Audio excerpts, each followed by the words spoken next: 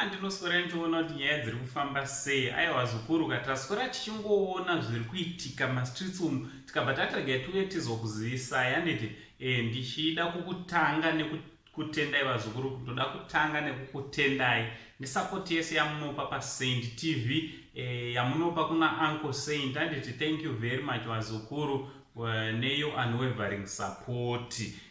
Ndichitoti masikora sei kwese kwamuri vazukuru vasekuru Saint.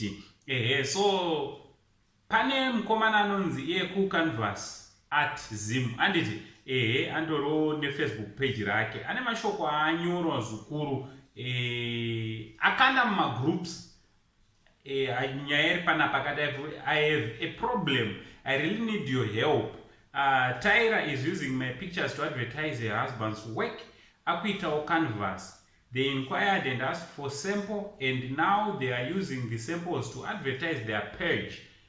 Kucanvas is my name, right? Kucanvas anoita zvekudrowa zveart ya mapicha art ekudrowa. Ameno muri kuzvinzwisisa, muri kutozviziva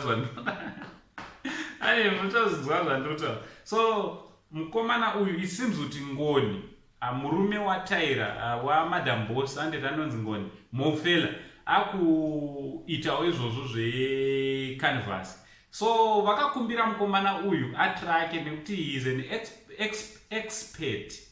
expert. Ndagona ndiri mukomana ndagona expert handiti yeah, handidi kukangasa mavara. He is an expert.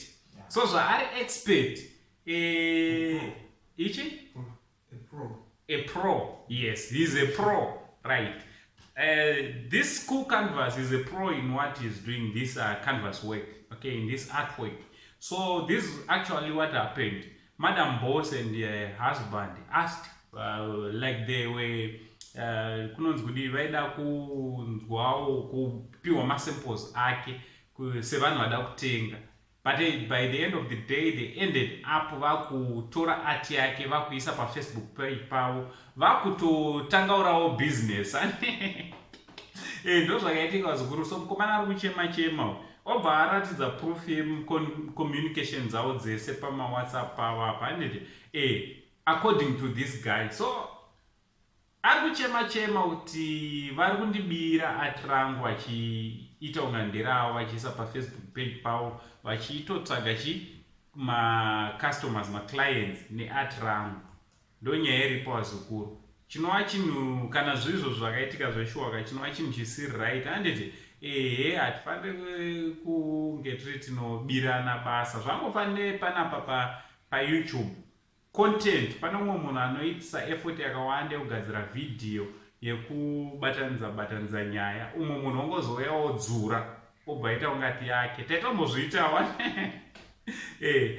by the end of the day zvinenge zvisina kunaka. So ndo zviri kunzi zviri kuita Madam Boss nangoni. So what do you think vazukuru panyaya iyi? Yakonzeresa noise mastreets esocial media. Vamwe vanhu vari kuti zvina basa, vamwewo vari kutaiwa haafaniri kudaro Tyra.